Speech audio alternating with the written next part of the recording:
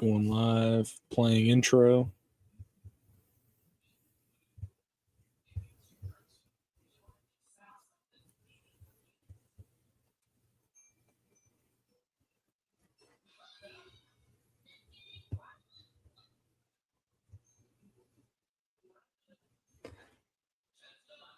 And what's up, everybody? It's your boy, Riley Puddin Peters, coming to you live with the doctor, defensive backs, quality control coach, Preston Rowe. It's your boy, Riley Puddin Peters.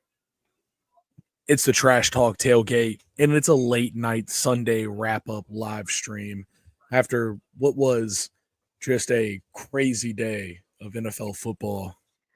I mean, obviously, the big kicker of the day being the Commanders just absolutely choking in on special teams all day long. But Dr. Preston, how do you feel about this Sunday of NFL football? I have something to say to all you Giants fans.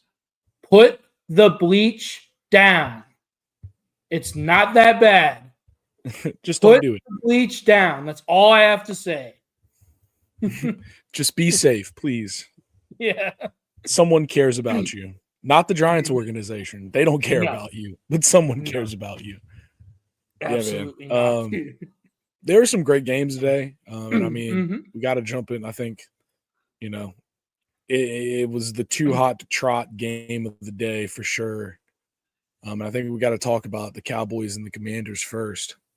I mean, this was a heartbreaker, dude. I mean, let's just an absolute heartbreaker. I think. Let's see. I mean, the chaotic finish. I bet you this has everything. It's so rough, man. I mean, this game, yeah. Do you know what the Cowboys' third down efficiency was? Yeah, dude. Absolutely. They were 2 of 11, dog. And you lost. It wasn't good. It got through Turpin's legs. He picks it up at the goal line at the tip. Playing the sound. No, it wasn't good. No, it wasn't. It was ass. I mean, like, we fucking – it wasn't – our offense and our defense didn't lose us this game, man. Like, it was your special teams? It's crazy. I mean, it was our special teams, and, like, we definitely shot ourselves in the foot with penalties. Yes. Yeah, dude. And, I mean, you know, special teams and I mean, well, okay, we turned the ball over 3 times. One of those was the very last play of the game, interception, which I guess counts because we were trying to win, but at the same time, you know, Hail Mary interception. True. But we did turn the ball over twice, and both of them not in great times, and both of them, well, I mean, the first pick was weird anyways because it came after we had just done something. And so it was just kind of like neutral. Like they fucked up and then we fucked up back to back. So it was like, all right, whatever. But the fumble, Zach Ertz fumbling the ball, Bubba, oh my God. Buck is right. Death, taxes, and the Commanders crumbling late in the season. It feels all too real. I'm telling you, dude. I've seen it when before. It happens time and time and time again. I know you don't agree with this, at least in this instance.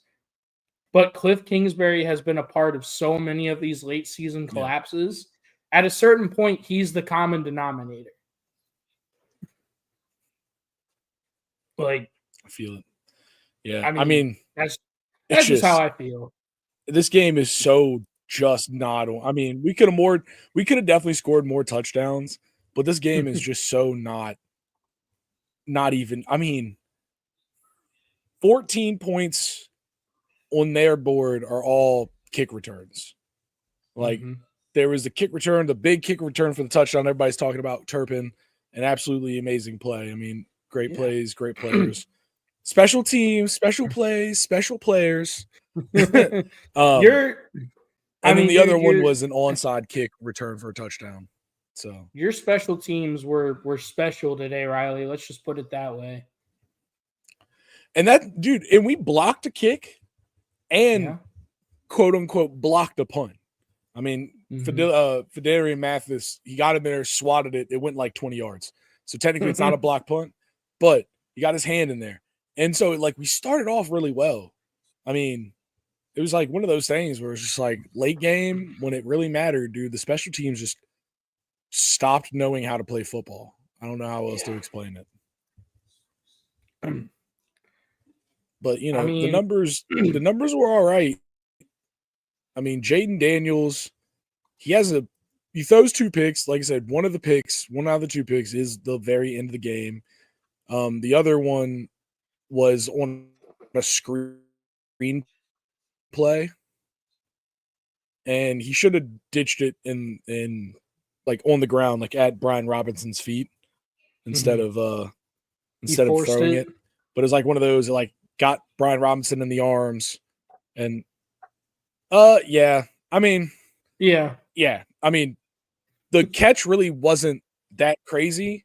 Like throwing it to him, I mean, it's like Brian Robinson was going to get blown up as soon as he caught it, no matter what. Yeah. And just so happens, like, just it hit Brian Robinson's hand instead of him catching it. Like, kind of bounced around in his hands, and the fucking defensive lineman that was going to light him up just was like, "Oh, hey, ball." So, Damn. what are you going to do? It's like one of those where it's like, and that one counts as an interception. Really, damn it. But I mean, Terry McLaurin, 86-yard touchdown. Shit was crazy. Dude, the Bates fumble though, mid-game. God, that was such a killer, dude. We were driving. We had, we were like right there to come back. I may even had the lead, and we're just trying to hold on to it. And we fumbled like midfield, dude. Midfield, dude gets stripped. Just pain. Just inopportune turnovers, dude. I mean, oh yeah, man. Oh yeah. Brian Robinson had another injury stint. I mean, literally, we just get the man back, and he takes one to the leg and has to go out for a while. Many men, dude. Many men, dude. Many men. Many men. But yeah, I mean, Cooper Rush played in a pretty good game for what you expect out of Cooper Rush. 24 of 32 for 247 and 2 touchdowns. I mean, that team's got a lot of speed, dude. CD Lamb's got a lot of speed. Turpin's got a lot of speed. Yeah. And right now, I mean, our weakness is very obviously our secondary. We have Marshawn Lattimore waiting in the wings, recovering from a hamstring injury. That's really going to help. But, until then, I mean, that's such a glaring weakness that people are really starting to take advantage of, especially teams with speed. I mean, speed is obviously the thing that's killing us. I mean, we got murdered by speed by the damn Steelers. Cowboys got us. So, Riley, let me ask you a question as a diehard Commanders fan. Yeah. You guys at one point during this year were 7-2. You're now 7-5. You've lost 3 straight games. Are you worried at all? I mean, this game is the one that worried me. The first, it's like, I mean, the Steelers one is an absolute heartbreaker. Yeah. But you didn't expect to win that game. Yeah. You looking, this one is just, this is the one that you're like, why is this where we're losing? Yeah, the Eagles. Okay, I was going to say, I thought it was the Eagles. The Eagles, this is a game that we could have won, but I think it's a game that, I mean, it was going to be a toss-up. If not, we were the underdog. I mean, I think we were the underdog. Mm-hmm. Come on, Ders. Yeah, that's pretty good. I mean, that's funny. They're the Washington come-handers, dude. They just they hand people the game with a special surprise. Oh no! But no, man, we lose to the Steelers. We lose to the Eagles. I'm all right.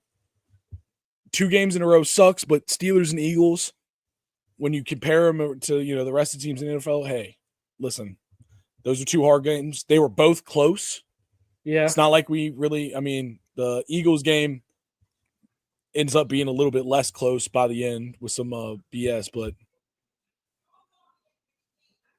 no. We were underdogs against the Eagles, not against you guys. No, we should have smoked you guys. We should have smoked the Cowboys, and unfortunately, it didn't happen.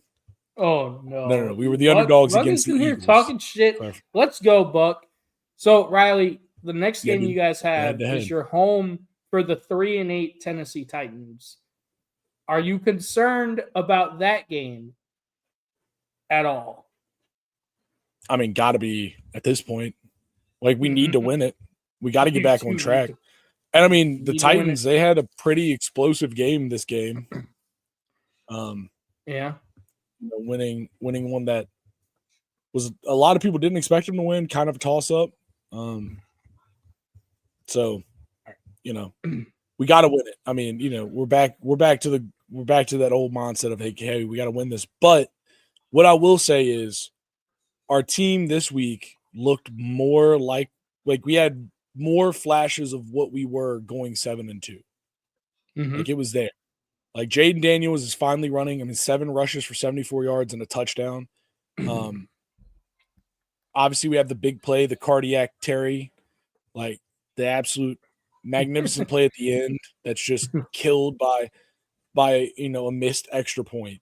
Literally, like, this game is a tie ball game with 40 seconds left. With just it hinges on a mixed extra point. And missing the extra point is the reason why we had to kick an onside. And kicking the onside is the reason why the dude returned it. And that's the only reason that we're looking at a 34-26 game instead of a 27-26 game, which it realistically was. Okay. Yeah, that's just the truth. I mean, like, that last touchdown came with like 15 seconds left on a fucking onside kick that we just blew. Like, And so, but all of our games, even the games we were winning, were close. It's like we're not a blow them out kind of team. We're not blowing anyone. We're never going to blow teams out in the state that we're in. No, you're not good enough yet. And I don't know what else you expect from a first year organization. That's essentially what we're looking at with the Commanders right now. Is like, this is the first year as what we're gonna be, and sitting at 7 and 7-5, like where we're at right now. This is more than I could have thought, dude. I was hoping we won 2 games. I could be more. I mean, but we set an expectation for ourselves going 7-2. 3 in a row is terrible. We need to get back on track. Tennessee Titans are up next. They've got the target. We got to execute. Yeah. I think that's fair. I feel like if it was me, despite, I know you had no expectations going into this year, but if you did, get to that point, like where you're 7-2, and then you had a horrific second half of the season collapse, I feel like that would leave a bad taste in my mouth going forward. I'm a Commanders fan. I'm a Washington organization fan. A late season collapse wouldn't hurt me, I promise. I've been through it all, doggy. I'm not scared of anything. These dudes, I mean, we got to see. We got a lot of season left. We do. If we win 2 more games, we're guaranteed plus 500. True. No matter what happens. So gotta beat the Titans, bro. That should be a get right game. Gotta beat the Titans. This needs to be a get right. I mean, it's got to be a get right game, but we can't sleep on them. It's a team. They were putting it together this week, so they beat the Texans. But I have my own theories as to why they beat the Texans. Anyway, where do you want to go next, Riley? Thank you for that whole spiel on the Washington Commanders. Always Dude, had to get it off my chest, dog. Oh, I know you did. I mean, God, it was so You know what? While we're there, I mean, you were just talking about it. It was another one of the better games of the day. Yes, it As I was. just fumble around looking for it. Let's go to the Titans versus the Texans, because this was another game that was just This was an the absolute divisional banger game. of game. I mean, Yeah. yeah. Don't. Did you see that It's stat kind of where crazy.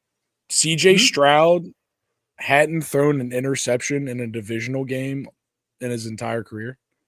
That's crazy. They said that during the Wow. broadcast. That kind of blew my mind.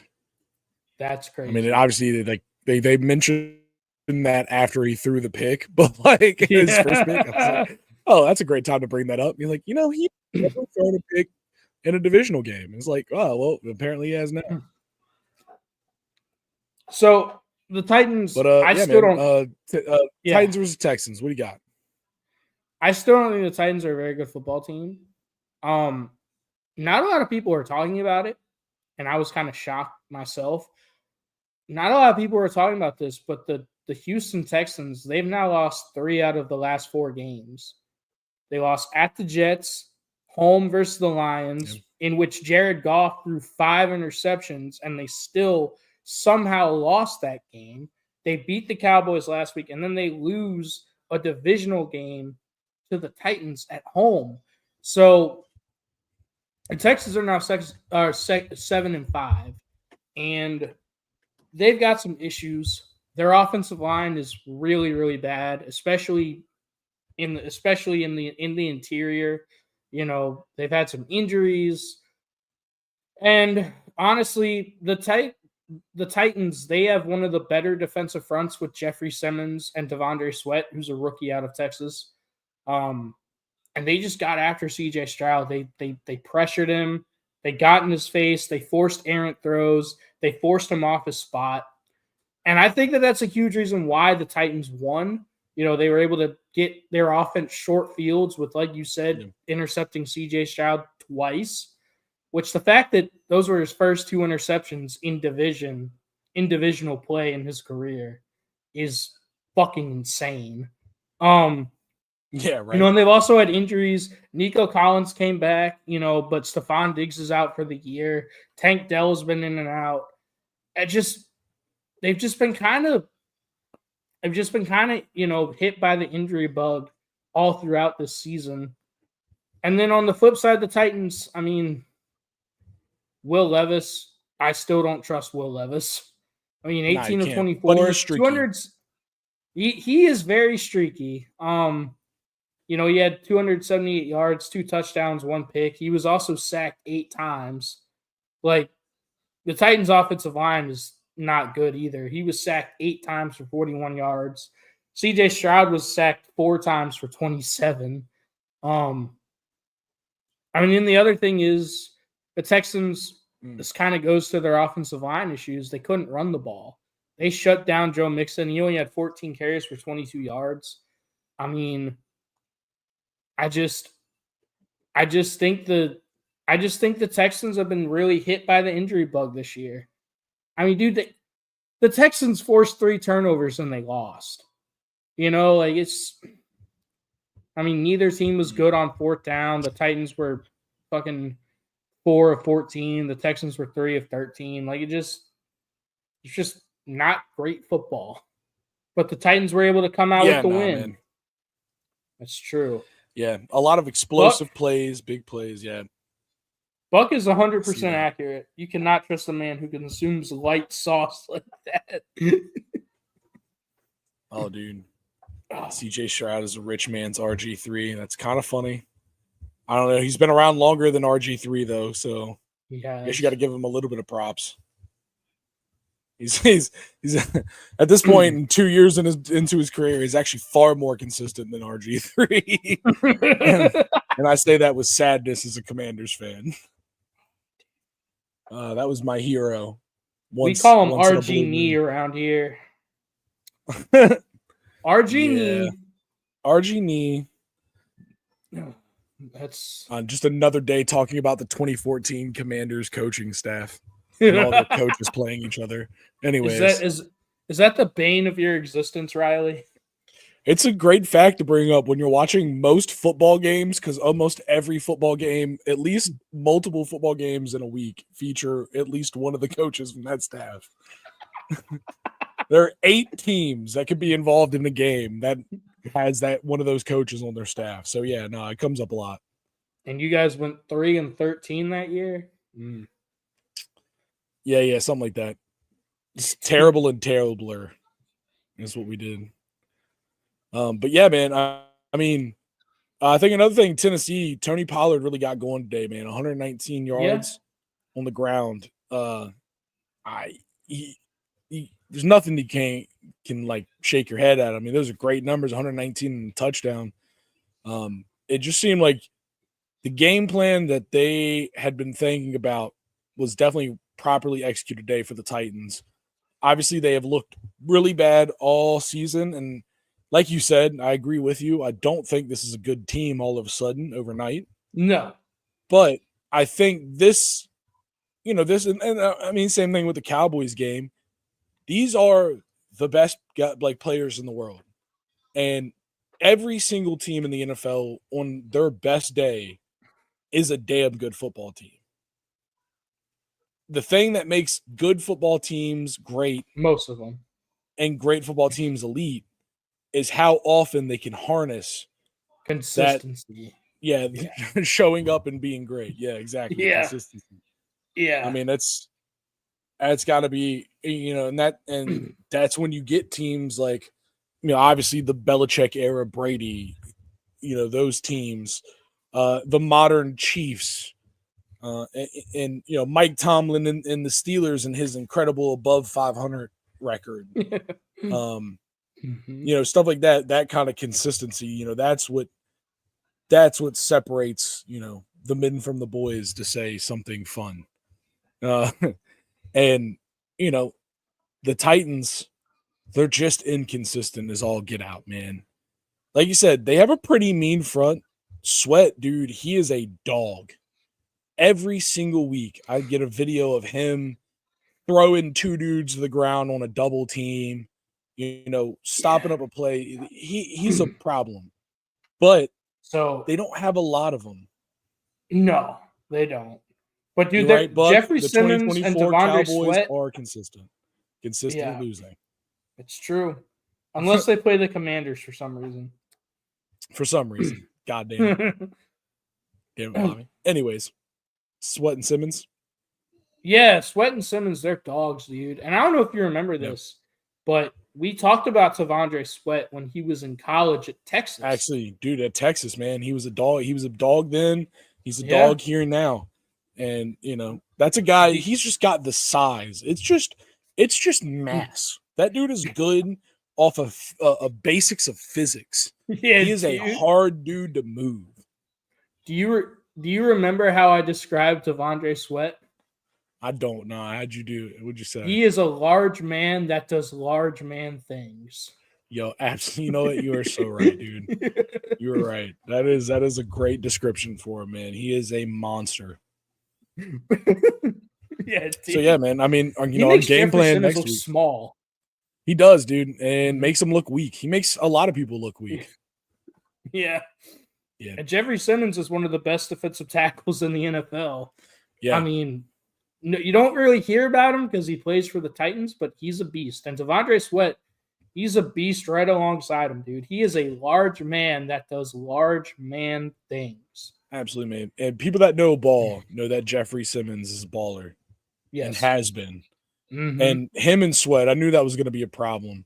It just sucks. It sucks when you have a team that's got something like those two, but just nothing else to help them. No. Riley, but this is one of those games. They showed up to shut down.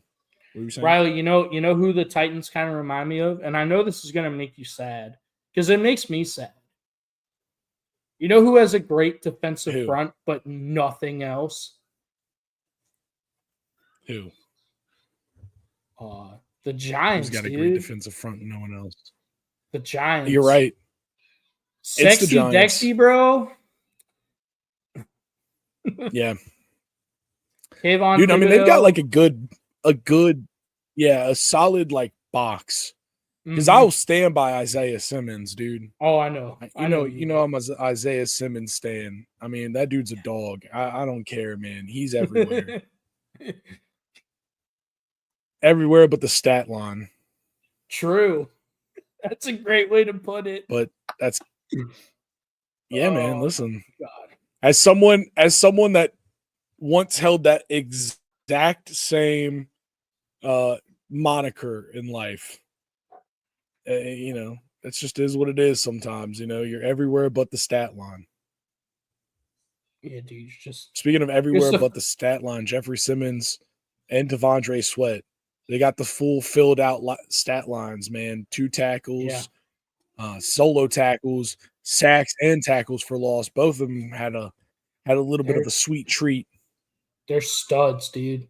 They're just absolute studs. I mean, I don't really know what the Titans are doing. I don't know why they fired Mike Vrabel, but you know, they've got a really solid defensive front. I'll give them that. I bet you Mike Vrabel would have a good time. Oh yeah, dude. Man, we'll go crazy for a good box. It's true. I do love a good box. I love to load the box. Do you love to load the box, Riley? I mean, you got to get some bubs and you got to load the box. You do 100%. All right. Where do we want to go next? Where do you think we should go next? I was about to ask you. What are you thinking? I kind of want to talk Giants fans out of drinking the bleach. I mean, talk them out of it or talk them into it? I don't know, dude. We'll see. We'll see what happens. First I think I know what's gonna happen. You say we'll see. I say pour the bleach. We'll see, dude. First of all, the Buccaneers. This has been an incredibly frustrating season for the Bucs. I said that they could potentially be the 1 seed, and I stand by that. A healthy Buccaneers team 100% competes for the 1 seed right now. They've had really bad injury luck. They've had really bad 1-score game luck. It's been a really frustrating season for them, but their season's not over. I mean, they're still 5-6. They could still potentially win their division, but this felt like a game that they took out a lot of their frustrations on. Like, just the Giants, they're just they're helpless. I mean, they're a rudderless ship at this point. It looks more and more like Brian Daboll has lost the locker room. The Giants are 2-9, dude. Like, they just cut Daniel Jones and paid him, what was it, Riley? 69 million. 69 million in dead cap.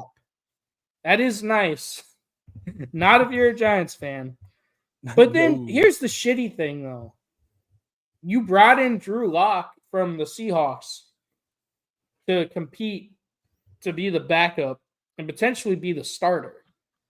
And he's been your backup the entire year.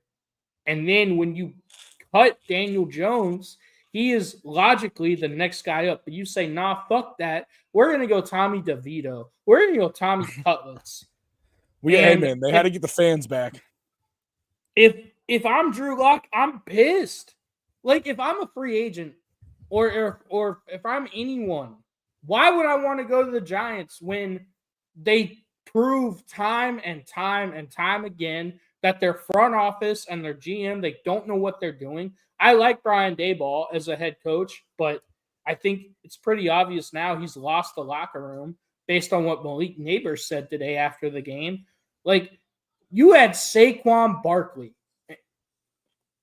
And the one thing I regret about the TTT up to this point, Riley, is the fact that we didn't do the Giants Hard Knock series. I wish we would have done it. We felt like we didn't have time. Because I said at the time, and you remember this, dude, I said, bro, like, I don't know why the Giants agreed to this, because they're showing the entire world just how incompetent their GM is. Yeah, dude. It's been insane. Like, the clip of all of them, like the GM and the assistant GM and Daboll, where they're all sitting in the office and they're discussing like the GM. It's like the part where GM's like, who's gonna pay for him? Yeah. Like, do we really think someone's gonna pay for him? And the other dude's like, I don't know, man. Someone's going to pay for him. And he's like, nah, Yeah. no one's going to pay for him. And like that scene is gone kind of viral in social medias and like rightfully. So everyone gets to see incompetence at its finest. And then the owner, John Mara, literally came into the office. I don't know if you saw this. Yeah. And he said, if Saquon goes to Philadelphia, I'm not going to be able to sleep at night.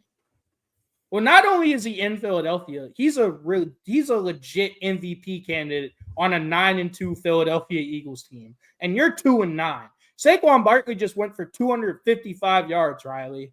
Like, dude. Holy shit. And you don't want to pay that man? I mean, it wasn't just that, dude. It was Brian Daboll saying, oh, you know, our weakest link is our offensive line. And then they don't address the offensive line. They go out and they get more defensive linemen. They go out and they trade for Brian Burns. Like, I don't understand. I don't get. I mean, Xavier McKinney, they let walk, and he now leads. He plays for the Packers now. He's a safety. He now leads the NFL in pass breakups. You think they can keep him?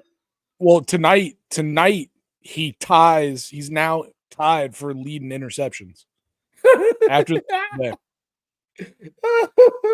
I mean, it just every move they made, you're just like, bro, this is gonna blow up in your face. But it was so bad, dude. And look, I mean, I honestly, like, it's just sad. Like, the common man sees this. You get paid millions of dollars to make these decisions, and you just continually fuck it up. I don't get it, bro. I mean, you don't get Malik Neighbors the football until you're down 30-0. Ask Malik Neighbors how he feels about that, because he'll fucking tell you. I mean, it's just, I don't get it, bro. Like, the Giants are a dumpster fire. They're an absolute dumpster fire. And here's the shitty thing, Riley. You know what the shitty thing is? What? They're gonna have a top probably 3 pick in next year's draft. I mean, I think at this point, I do believe it's damn near guaranteed that they're in the top 5. It might be top 3 at this point. Yeah. Especially if they continue to play like that. They're gonna draft a quarterback, and they're gonna expect everything to just magically change. Of course. Why? No. You know, if you have a team with no offensive line, not a real run game, and very inconsistent run game, and a good wide receiver and a couple other guys. Yeah, no, I think bring a Shedeur Sanders in and he'll change it. Don't worry. Oh, yeah, dude. Shedeur, he'll definitely change it. Cam Ward will change it. I mean, fucking Quinn Ewers, if he goes pro, Carson Beck, like whoever. It's not going to change. You have to build the team.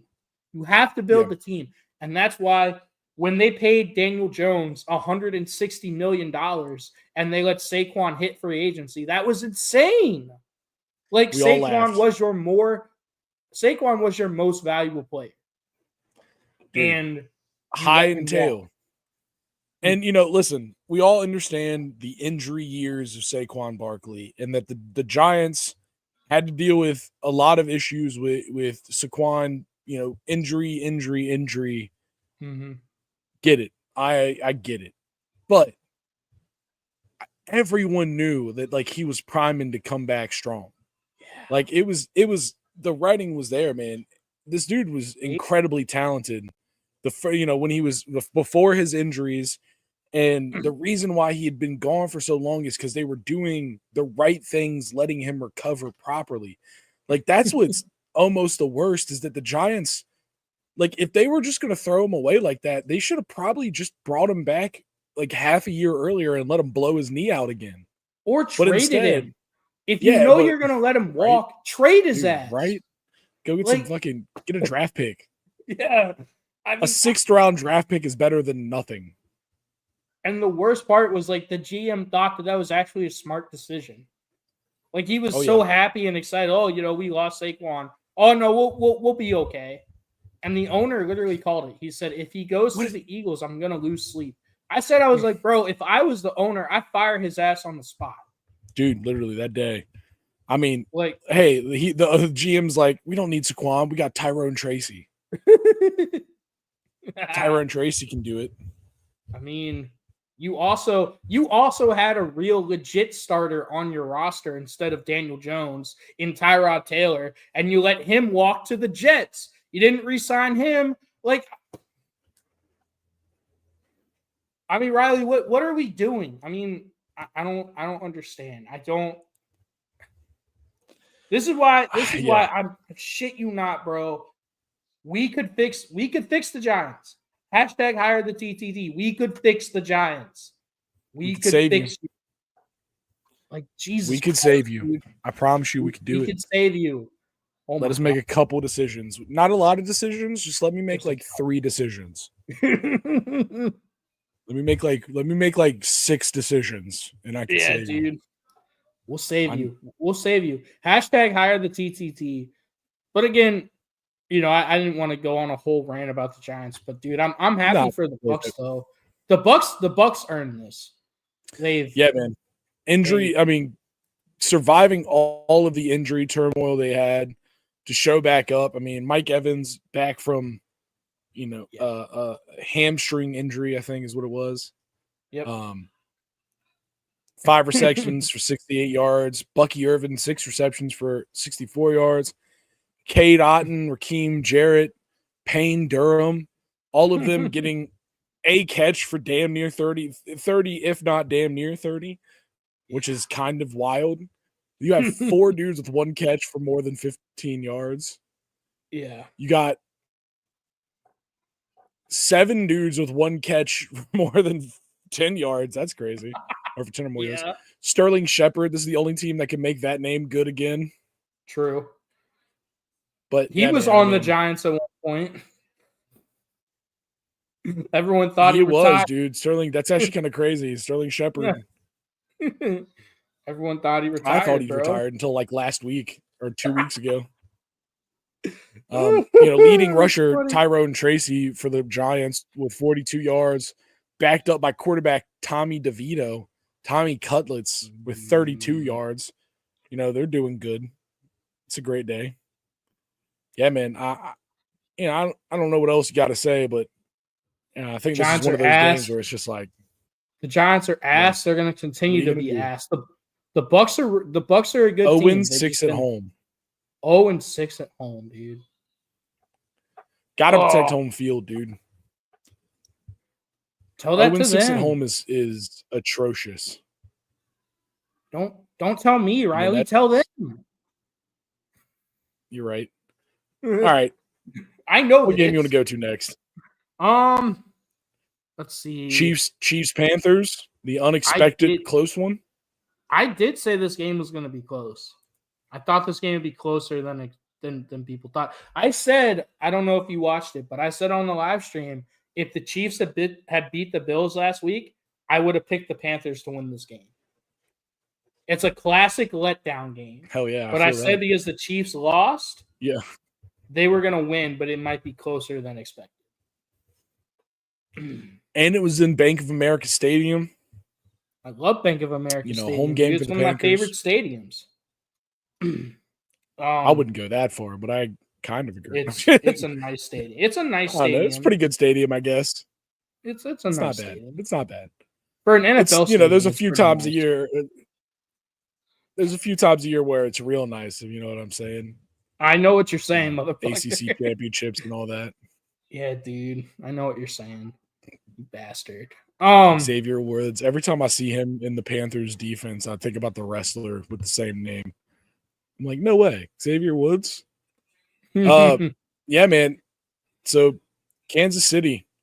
I mean, this was a crazy close game. I mean, Kansas City winning on another walk-off field goal like they do. That's just how they play. If you don't like it, get out of here. They were up 20-9 at one point, dude, and then the Panthers had a kind of miraculous comeback. Like they almost came on the Chiefs' backs. They Chuba Hubbard their way back into it, dude. That's for sure. Mm-hmm. They also had that Thielen drawing of the PI, which was absolutely hilarious. Yeah. I mean, that play was crazy, but I mean, Xavier Leggett, David Moore, Thielen, David Moore, they show up for the Panthers, try to get them back in, but I mean, I think one of the big stories of today for the Chiefs is Noah Gray with 2 touchdowns, four catches, 66 yards, 2 touchdowns. I mean, that's unexpected prime work out of the second string tight end because the fact is, apparent? yeah, the heir apparent. Yeah, the fact is, man, Travis Kelce is double teamed almost every time he touches the field. People have finally learned. I'm so proud of you. It took this I'm long. so proud of you. NFL, I'm so proud of the you. NFL. Yeah, dude. Adam Thielen did want to win the Super Bowl with the Panthers. Is that true? Yeah. I remember that. Motherfucker, this man has CTE. Like, what the fuck? Yeah, dude. He's a white receiver. He played with Kirk Cousins. Yeah, he has CTE. He got hospital balls thrown to him. Jesus Christ. I mean, I don't know what else to say. I did not know that. Right. Now I'm just depressed for Adam Thielen. Oh, God. Hey, man, he won a championship. He won a championship in his own mind. His CTE was so bad, he thought the Panthers were the Browns, and he just wanted to take the Browns to the Super Bowl. That's all he was saying. No. That makes more sense. That's how bad know that. Now I'm just sad. That's extreme level. But yeah, man, the Chiefs, dude. It's insane how their magic just never fails. Because the Panthers, it seemed like they were about to pull off the magic. I mean, it was right there. But at the end of the day, at the end of the game, Patrick Mahomes, once again, doing it with his legs, doing it with the arm. It's impossible to stop. Unless you're the Bills and you beat on them early and don't let them get a chance. If you keep them in a game, they're gonna win it. That's true. You're not gonna come back on them. It's just impossible. No. They are the anti Kim Kardashian. Oh God. No, come on that back. Clean back. Do you think they're the best team in the NFL right now? That'd be the Lions. And I ain't lying about that. Yeah. I mean, agree with that. Do I think the Chiefs are probably going to win the Super Bowl? Of course, because the refs cheat. I'm just kidding. I'm not going to blame. I do not believe that. Nah, I mean, they could realistically. I mean, the Chiefs are got to be the Super Bowl favorites just because they're the dudes that can do it. They've proven it. But I think if you're looking at just raw talent and line up and win a football game and, a regular season week to week variety, I think the Lions are at this point damn near got to be everyone's favorite. I agree. If they're not, then you're not watching football. Exactly. I agree with that. Although I will say this, kind of like you said, there is something to be said for just knowing how to win football games, and that's the Chiefs. Sure. The Chiefs, I know they lost to the Bills, but but we're talking about 10-1 teams. That's insane. That's insane. And the NFL being 10-1 is ridiculous. And both of these teams need to be respected. The margin of difference between them is minimal. Yes. I just, we got a lot of Lions hype around here, so we got to keep it up. Oh, yeah. I mean, but, we hype up the Chiefs, too. Chiefs are a damn good football team. Listen, man, I'm not a Chief hater by any means. No, neither am I. I think that this is a better I do not agree with the internet. The internet says that the Chiefs dynasty is a worse dynasty than the Patriots. I could not agree less with the internet. This team is so much more fun than the Patriots were, dude. The Patriots just felt like you knew that their lives sucked day in and day out. Like they were winning, but like you knew that like that organ, like they were in Boston for half the year. It sucked. I mean, not like Kansas City's much better, but it's just like they're Kansas City. Andy Reid, it feels like you have Santa as your head coach. And It's a good way to put it. I feel like winning multiple Super Bowls with Santa as your head coach has got to be fun. So True. I'm a big fan of the Chiefs. I don't, you gotta have something. Also, the Chiefs, they can't win a Super Bowl without a Clemson wide receiver on the roster. So DeAndre Hopkins showing up and playing big, on a brand new team is something that I think we're all excited for. Everything you said about that is true. The thing I love about the Lions is they built the team the exact way I would build a team.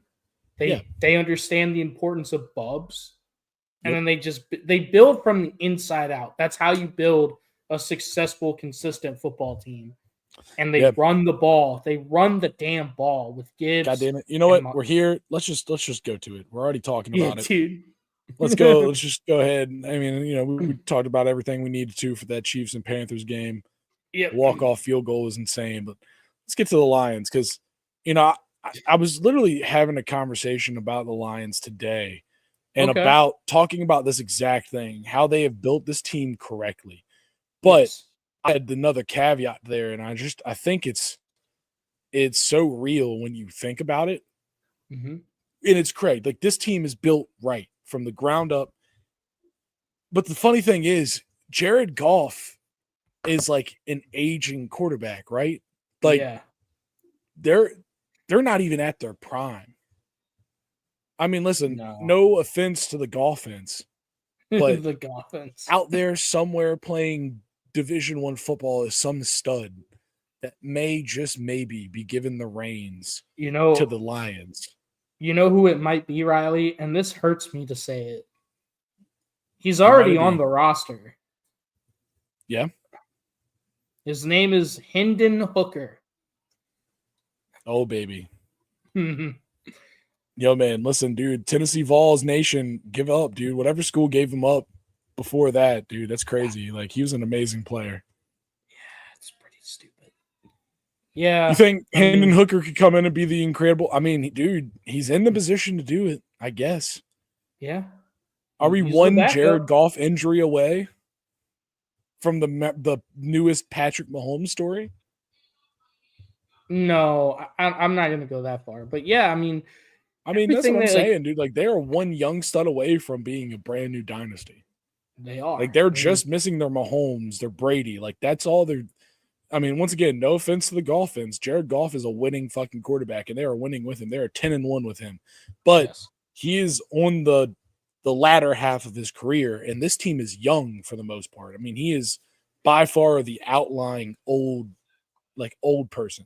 Like, obviously he's not that old, but he is the outlying aging piece and what is a relatively young core of this Lions team. So there is somewhere out there is the next Mahomes that's going to step up and take that mantle, and I just think that's crazy. Like, what the peak for this team could be. That's a good point. That's a really good point. And you know what? You're right, Buck. That would not be the first time that a hooker dominated in Detroit. It's true. Dude, Buck just brings the facts. Dude, he's nailing it. So the other thing that I was saying about the Lions, Riley, is they built the team correctly. They built from the inside out. They focus on their offensive linemen early in the draft. They get their skill guys later on in the draft. Amon-Ra St. Brown was a 4th round draft pick. That's fucking insane. And David Montgomery was a 3rd round draft pick. Like, David Montgomery's a beast. Sam Laporta was a 2nd round draft pick. Like, they get these dudes later on in the draft, and they just know how to build a good, well-constructed roster. But the other thing that I love about the Lions is, dude, they're just such a fun team to root for. Dude, 3 years ago, we have a series called Poverty Franchises. They would have been the first franchise we talked about. Dude, I mean, if we went poverty franchises of our childhood, I don't think we could talk about any other team but them. Maybe the Browns. Exactly.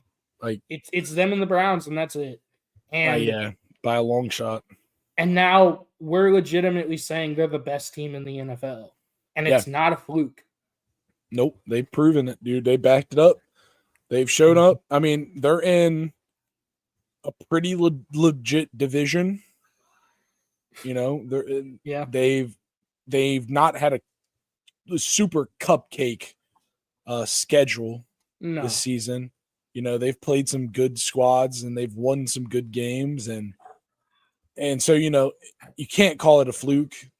You can't call it a surprise if you know ball. Once again, TTT knows ball. Mm-hmm. You know, we've been calling the Lions to be good like they are since July, since May. You know, this is we've been hyping Detroit, been hyping Dan Campbell, one of the best coaches in the NFL. My vote for coach of the year. Oh yeah. I mean, how many brick walls would you run through for Dan Campbell, Riley? Dude, as many as there were to get to the end. That's just the easy answer.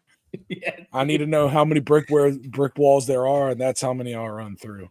It's true, man. It's how that team plays, and they show up against a team like the Colts. Boom, back to the game.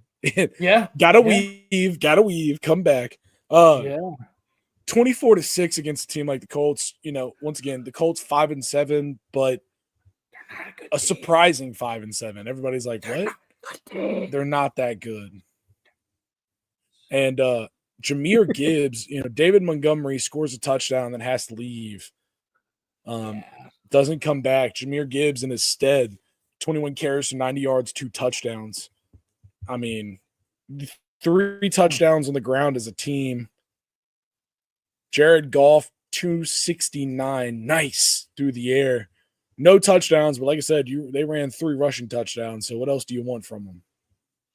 So, but Riley, you know, this is something cool. Something cool that I found out today. You there? What? Oh, so do you know the nickname what'd you find out? that Lions fans have given the dynamic backfield duo of Jahmyr Gibbs and David Montgomery? What'd they give him? They call him Sonic and Knuckles. Oh, baby. We're playing. They're gamers, and they showed up. Yeah, man. I mean, that is a 2-headed Leviathan if I've ever seen it, man. Yeah. That is a mean backfield. And that's to go with all the Jahmyr Gibbs, David Montgomery, Amon-Ra St. Brown, Sam Laporta. Jameson Williams is their deep threat. Jameson Williams. Sam Laporta. You know, it's really, yeah.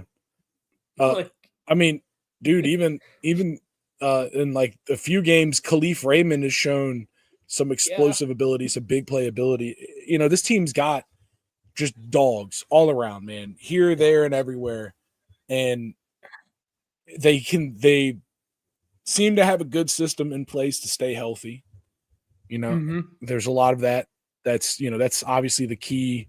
Go ask the Texans, go ask the Bucks, you know, how important staying healthy is to a young team that's looking promising, or to a team that's looking promising. Yeah, man. I mean, they're doing it right. There's not much else to say, dude. 24-6 against a team, you know, a 5-7 Colts team. I mean, that's all you can ask for. Clean game, dominate in all forms. You know, show up and play ball, get out of there with a win. David Montgomery did suit back up, but did not touch the field again. So I do not believe he's a super big injury risk. So they got out of there relatively healthy. You know, late season, that's the kind of football you need to be playing. Yeah, I agree with everything, Riley. So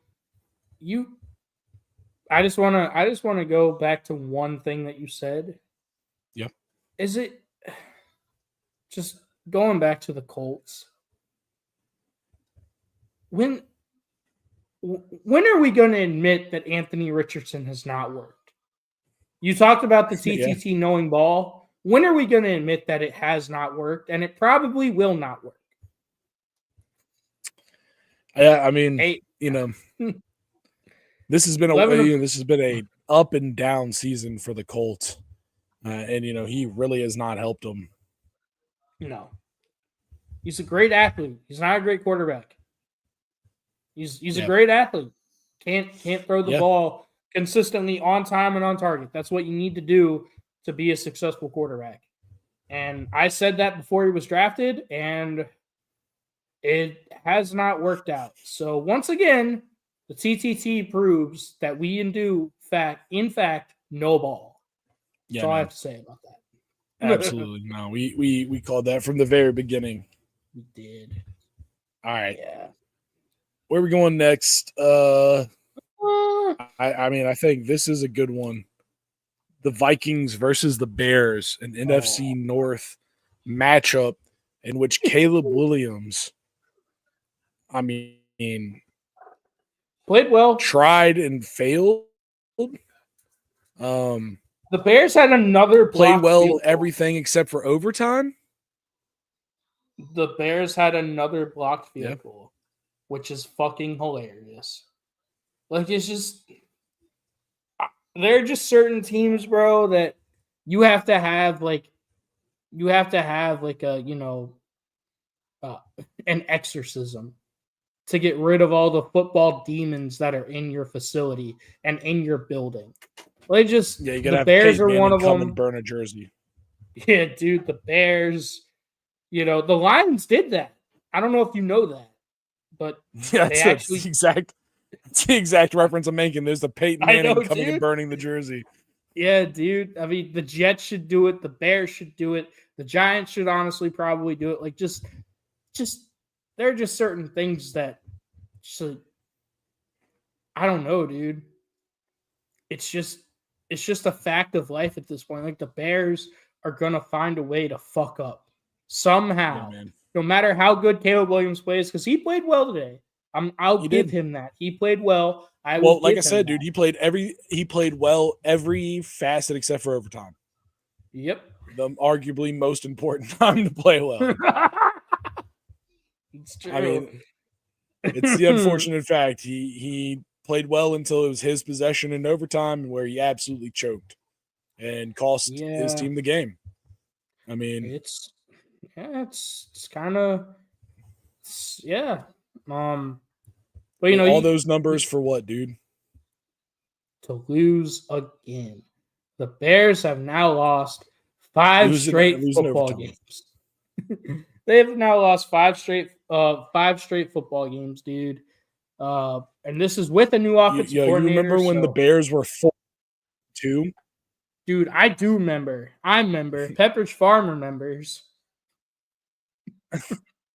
Pepperidge Farm remembers when the Bears were 4-2. Yeah, not anymore. Dude. The Vikings, though, man, listen, hey, 9-2 on the flip end. We're talking about the exact opposite of the Bears. This is a team that this is another squad that is coming this year in with Sam Darnold, you know, the man himself, seeing ghosts himself. You know, they come in there 9-2. They've been able to win games. It's very impressive the season they put together. Yeah, Caleb Williams is particularly great at playing with other men, especially with his fingernails painted. It's true. Yeah, dude. Nah, man. Caleb Williams, he writes "fuck you" on his nails just to put them behind his back. Anyways. But yeah, man. The Vikings, I mean, this is a squad that's playing good football this time of year. I mean, Aaron Jones, 106 yards on 22 carries, a touchdown. A kind of a quiet game from the Jet, Justin Jefferson, but Jordan Addison, TJ Hawkinson, both of them eclipsing the century mark. Jordan Addison had, you know, pretty good touchdown there. Yeah. At the opening of the game. Listen, dude, they've got a superstar in Justin Jefferson, a solid quarterback in Sam Darnold, and a bunch of other guys that late in the season are stepping up. Yes. Justin Jefferson doesn't need to win them football games. No. And that's good. That's a sign of a well-coached, well-constructed team and roster. Yeah. Truly, man. And it's not that I think maybe this game potentially we're underutilizing, the J Jet. I mean, 5 targets, only 2 catches. But listen, when your other players are stepping up, no one's upset when you're feeding the hot hand. No good teammate. Let me rephrase that. No good teammate is upset feeding the hot hand. No. And that sideline did not seem, Justin Jefferson did not seem to have a problem as they were scoring touchdowns. And that's good. That's another good sign that this roster, this is a continuity thing. Chemistry. It's all chemistry, Medea. It's chemistry. Chemistry. Learn some chemistry. Yeah, dude. And they got it, dude. The Vikings have it. And on the other hand, I think, that's one of the things with a team like the Bears that you're seeing that's costing them is like they have a chemistry. You can't, I mean, Caleb Williams threw for 340 yards. You can't throw for 340 without having some kind of chemistry with your wide receiving core. Yeah. But with that being said, when the pressure was up, when it was overtime, when it really mattered, it just wasn't there. And that's the difference. Back to what I was saying earlier, dude. The difference between a good team being a great team, being a phenomenal team is consistency. It's showing up and doing that stuff. Especially when the game is on the line. Like, Caleb, he had the game on the line. He had a chance to go win this game and, in their losing streak, kind of get them having some positive momentum going forward, and he couldn't do it. It's not all on him, but you're the quarterback. You have to bear most of that responsibility. He said bear it. You have to bear all it. Puns. You do. All pun intended. They have to bear it. They do. And Buck, you're right. Justin Jefferson, he's got an ego on him, but if it gets any bigger, we're gonna have to keep the younger Mahomes all the way away from it. Jackson not even Mahomes. I did not think I was going to see a Jackson Mahomes reference in here. Yeah, dude. Wait, are we talking? Wait, are we talking about Jackson Mahomes or Dylan Raiola? Oh, both of them. Both of them. Both want to suckle. All right. All right. Let's didn't really shit on the Bears today, Riley. I'm proud of myself.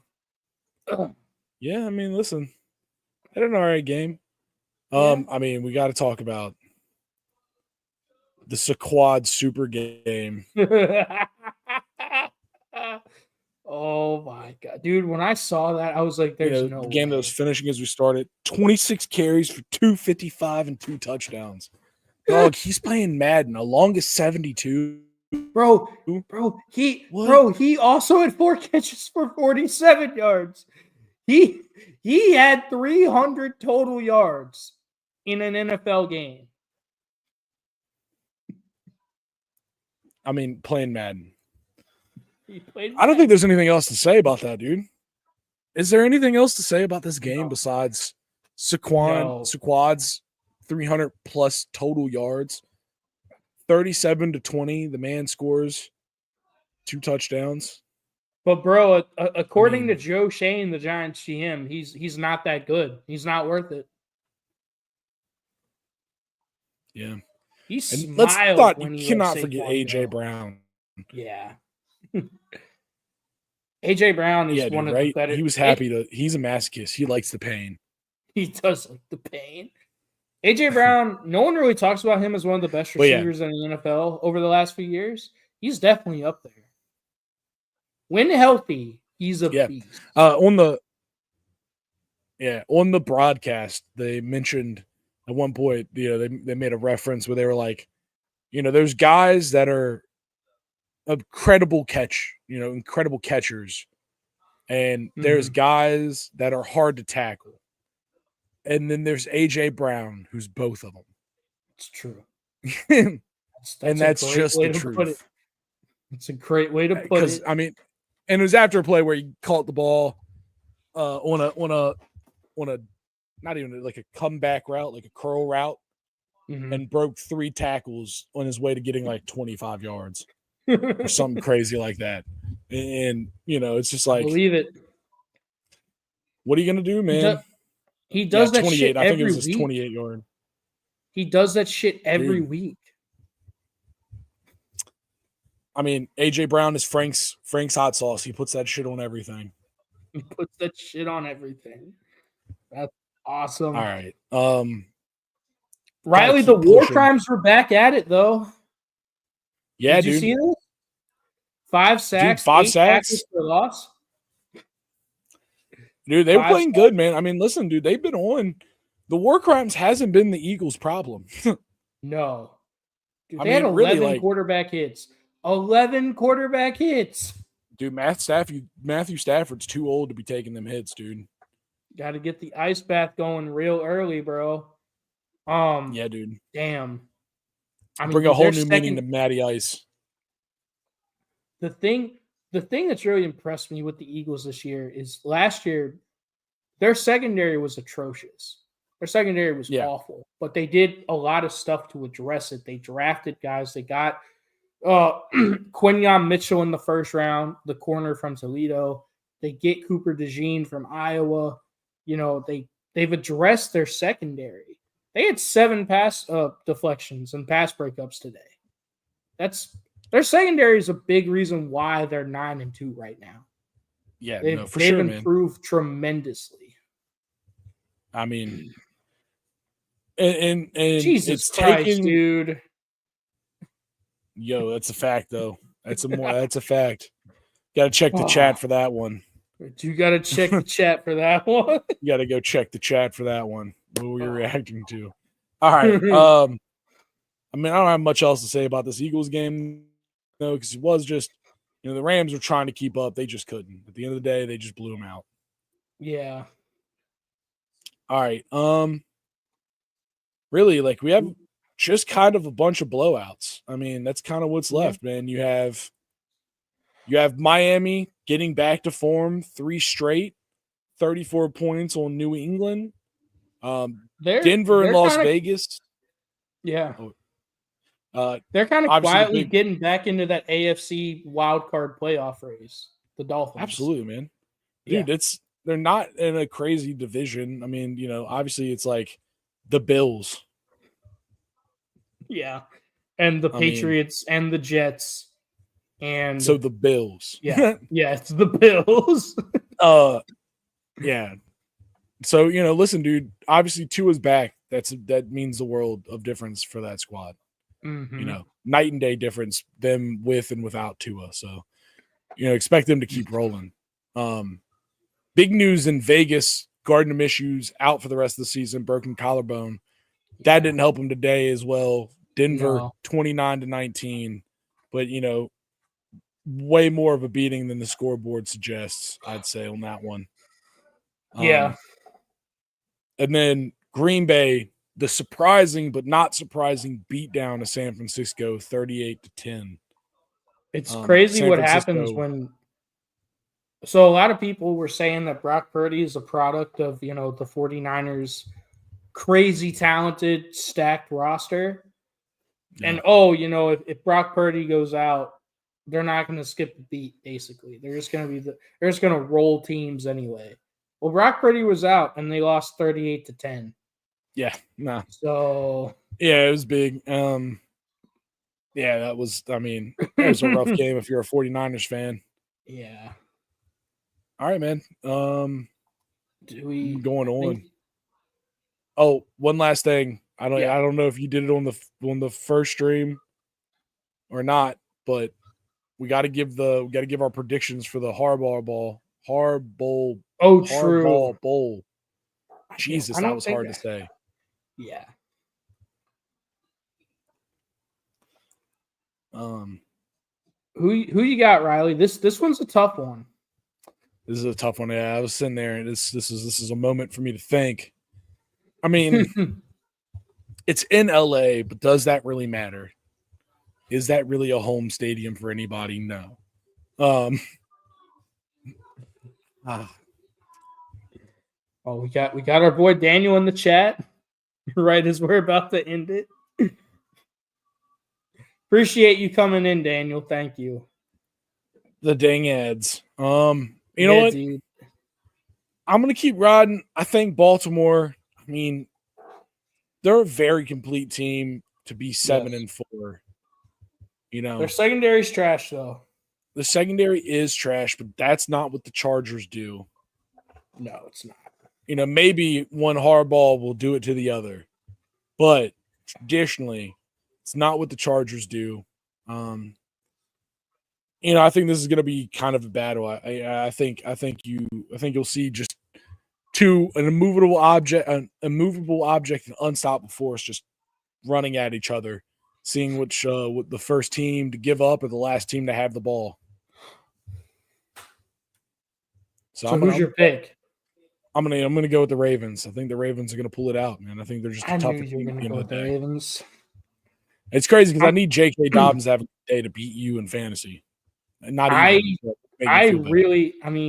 I think you beat me in fantasy because the Lions, all my Lions players that I had did not score touchdowns, which was incredibly disappointing. But I'm going to go with the Chargers just because the Ravens, they run the football. I think they're going to – Jim Harbaugh, he knows how to stop the run. The Chargers have a great defense because Jim Harbaugh is actually a really good defensive coach, unlike, previous Chargers head coaches. I think they're going to shut down Derrick Henry. I think they're going to limit Lamar Jackson and what he can do in the run game. I think they're going to make him beat him through the air. And I like the Chargers at home. I like the Chargers at home. Give me the Chargers. Hell yeah. All right. Any last thing? Yeah, right. Leave that. That's also another one you got to leave in the chat. Leave that in the chat. Go check the chat for that one. Go check that. I don't know, man. I think this has been a great one, though. This was a crazy day of NFL football. Thank you to the chat. Please keep liking, commenting, subscribing, enjoying our content, coming back, watching the shorts, watching the videos that we're releasing. We're out here just pumping out the content. So please keep enjoying the TTT. Come join the tailgate. If you have friends that love football, tell them to come join us. Yeah, dude. We try to make it easy. YouTube.com/@TrashTalkTailgate. Yes. Let a brother know. Bring a friend. It's true. Yeah.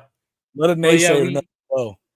We appreciate all of y'all. We appreciate all of you guys in the chat. We hope you guys continue to come back. Tell your friends, tell strangers, just we got a lot of big things planned here for the TTT. The TTT is not going anywhere. We're just going to get bigger and better every single week. Absolutely. And, we want you guys to come be a part of it. So thank you to all you guys. We really appreciate you. And happy Thanksgiving, folks. Yes. We will see you guys next Sunday for another Super Sunday of live streams. But until then, we're going to get out of here, y'all. Peace.